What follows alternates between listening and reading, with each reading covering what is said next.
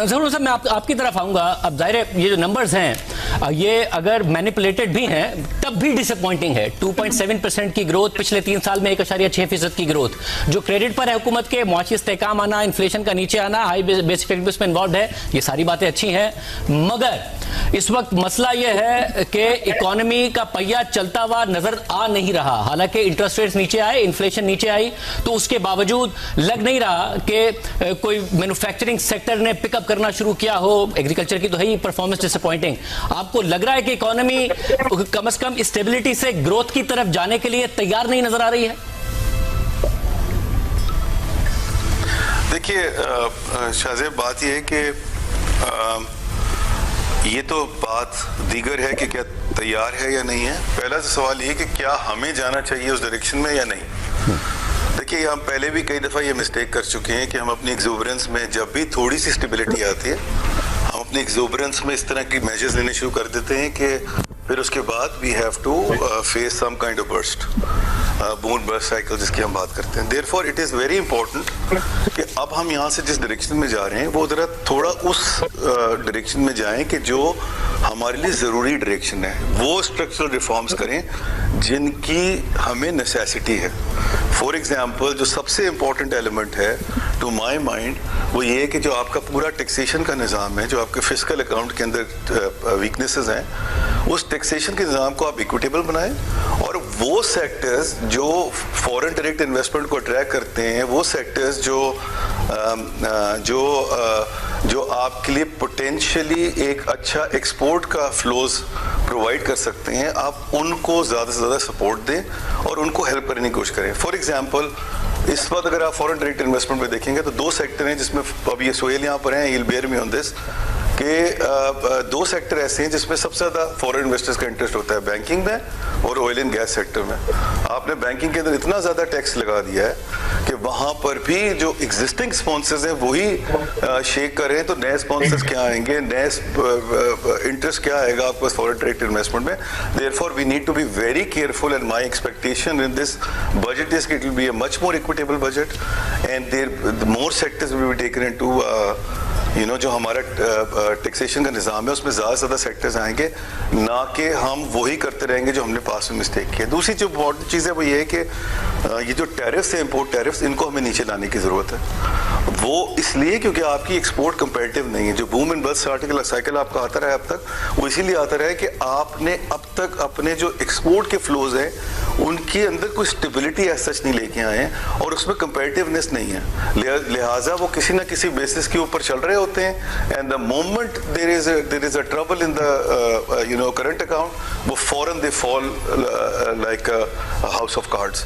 Therefore वहाँ पर बड़ा इंपॉर्टेंट है कि आप जो वो सेक्टर जो कि इंटरमीडिएट सेक्टर्स हैं, एक्सपोर्ट को प्रमोट करने के लिए वहाँ पर टैरिफ इंपोर्ट्स के नीचे लेके आएँ और खुदा के वास्ते इस दफ़ा अपनी इंपोर्ट जो आपकी ड्यूटीज़ हैं और टैक्सेस का निज़ाम है, that should not be primarily for revenue generation, it should be for the development of the sector for export related sector and those sectors where FDIs can be attracted. To my mind, if this budget could deliver this, it will be a good budget this year.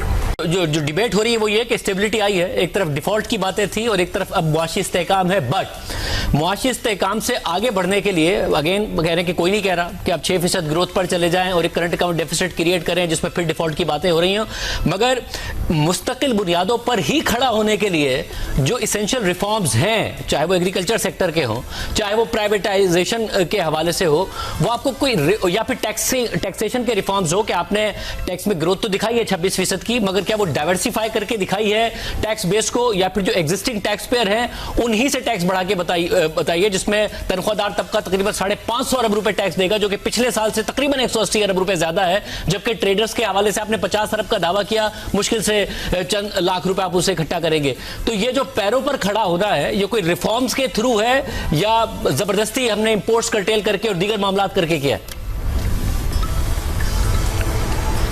जी नहीं, आप इसकी तो कोई दो राय ही नहीं है, बिल्कुल आप दुरुस्त फरमा रहे हैं। और जिस तरह आपने जिक्र किया अभी तनख्वाहदार तबके का, उस तरह ही बैंकिंग इंडस्ट्री के ऊपर भी जो टैक्सेशन का रेट बहुत ज़्यादा है, प्रॉफिटेबिलिटी इतनी ज़्यादा नहीं है। हम we have traditionally been number 2 tax payers, but this year we become number 1 tax payer because इतना ज़्यादा टैक्स हमसे लिया गया है। और इफेक्टिवली हमारा टैक्स तो तकरीबन फिर ये जो मिफ्ता साहब ने अभी पूरा स्टैकअप किया नंबर, उस हिसाब से तो हमारा तो 80-85% टैक्स बन जाता है हिसाब में जाके। बट नेवरदलेस पॉइंट ये है, देखिए शाह साहब, कि पहले तो हम बड़े क्लियर हो जाएं कि ये फंडामेंटल रिफॉर्म, स्ट्रक्चरल रिफॉर्म चीज़ क्या है।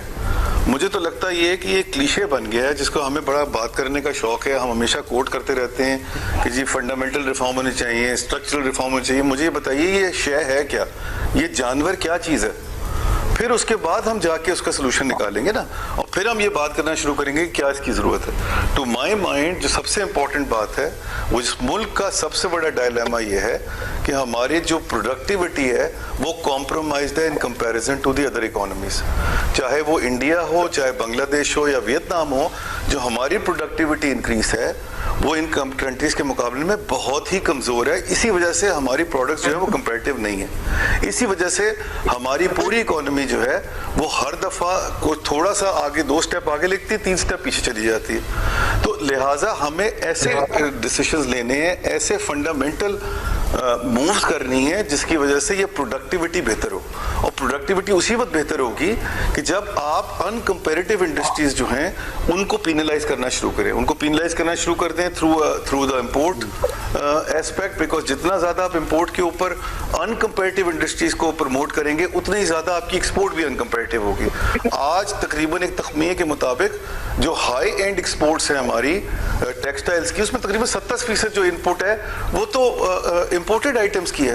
तो लिहाजा हमें बहुत केयरफुली चलना पड़ेगा इस चीज़ को, ये फंडामेंटल रिफॉर्म को देखने के लिए कि हम हर वो मूव करें कि जिसके अंदर हमारी कंपेरेटिव पोजीशन बेहतर हो in comparison to the other countries around. And therefore it is very important कि जो फंडामेंटल रिफॉर्म्स की हम बात करते हैं, स्ट्रक्चर, उसको हम जरा बॉक्स इन करें और देखें वो क्या चीज़ है। इसीलिए मैंने शुरू में आपसे कहा कि एक तो टैक्सेशन का निज़ाम जो इक्विटेबल बनाए, वो सेक्टर जहाँ पर फॉरेन डायरेक्ट इन्वेस्टमेंट ज़्यादा आ सकती है उनकी टैक्सेशन के निज़ाम को ठीक करें, और उसके साथ साथ उन सेक्टर्स को प्रमोट करें कि जो इंटरमीडिएट सेक्टर्स हैं जिन पे आपने टैक्सेशन ज़्यादा लगाया हुआ है, इंपोर्ट ड्यूटी ज़्यादा है, ताकि एक्सपोर्ट जो है वो आपकी कंपैरेटिव हो, तभी तो आपकी एक्सपोर्ट रेट ग्रोथ आएगी। और ये कोई बहुत मुश्किल चीज़ें नहीं है। अगर आप मुझसे फ्लिप साइड पूछें फंडामेंटल रिफॉर्म की और स्ट्रक्चरल रिफॉर्म की, तो मैं सिर्फ एक लफ्ज़ वहाँ पर कहूँगा, वो है पॉलिटिकल विल। अगर पॉलिटिकल विल आपकी आज है कि आपने इन चीज़ों को, वो कहते हैं ना स्किनिंग द कैट, आपने कैट को स्किन करना है तो आप ये कर जाएंगे। कोई इतना मुश्किल, लेकिन पिछले साल जो हमें बताया गया था टारगेट्स, जो फंडामेंटल रिफॉर्म्स के टारगेट्स बताए गए थे, उसमें क्या क्या चीजें थी? पेंशन हमारी 1100 अरब रुपए है, उसके हवाले से हमने कोई खातिर स्टेप नहीं लिया है। जो नए एम्प्लॉइज थे उनके हवाले से जो है कहा गया था। नेशनल फिस्कल पैक्ट की बात हुई कि सूबे कुछ बर्डन शेयर करेंगे, उस पर अभी तक कोई क्लैरिटी नहीं है कि क्या होगा। राइट साइजिंग की पिछले साल बात की गई थी कि इस साल हो जाएगा, अभी भी कल फाइनेंस मिनिस्टर ने कहा कि 43 मिनिस्ट्रीज या महकमे हैं, उस पर काम तेजी से जारी है। फिर एसओईज के हवाले से कल दोबारा फाइनेंस मिनिस्टर ने बताया कि चले प्राइवेटाइजेशन तो नहीं हुई, उसकी तो शायद प्रोसीड्स टारगेट भी हमारे 30 अरब के थे, लेकिन 1000 अरब रुपए उनके नुकसानात और गारंटीज में चले जाते हैं, उस हवाले से कुछ नहीं किया। तो ये तो बड़े बड़े रिफॉर्म्स थे जिसपे काम अभी भी कह रहे हैं कि जारी है। अगर टैक्सेशन साइड पर आ जाए, बार बार पिछले साल कहा गया था कि फाइलर और नॉन फाइलर की तफरीक खत्म की जाएगी, नॉन फाइलर तो जो टर्म है उसी को हम खत्म कर देंगे, लेकिन इस बजट में फिर कहा जा रहा है कि जो कैश ट्रांजैक्शन करेंगे नॉन फाइलर्स, उन पे टैक्स बढ़ा दिया जाएगा, यानी कि दिस सिस्टम विल एग्जिस्ट। मैं टैक्सेशन साइड पे एक और नंबर बताना चाहता हूं, क्योंकि कल कहा फाइनेंस मिनिस्टर साहब ने कि 14% टैक्स टू जीडीपी पे हमें जाना है। अभी हम 10-10.5% के आसपास हैं, और इसमें एक बहुत बड़ा डिलेमा यह है कि हमारे जो प्रोविंसेस हैं उनका कंट्रीब्यूशन इस टैक्स में लेस देन 1% है। जब हम इंडिया की मिसाल देखते हैं कि 18% वहां पे टैक्स कलेक्शन है, तो तकरीबन वहां पे 6.5 से 7% जो है वो उनके स्टेट कंट्रीब्यूट करते हैं, बाकी फेडरल उनका टैक्स कलेक्शन है। तो ये तो बुनियादी चीजें हैं ना जिनको दुरुस्त करने की जरूरत है। जी बिल्कुल दुरुस्त फरमा रहे हैं, मैं आपसे एग्री करता हूँ, एब्सोल्युटली राइट। और ये इसके लिए सारी चीजों के लिए शहजाद, जिस तरह मैंने आपसे कहा, जो फ्लिप साइड है ना इन सब चीजों का, वो है आपकी पॉलिटिकल विल।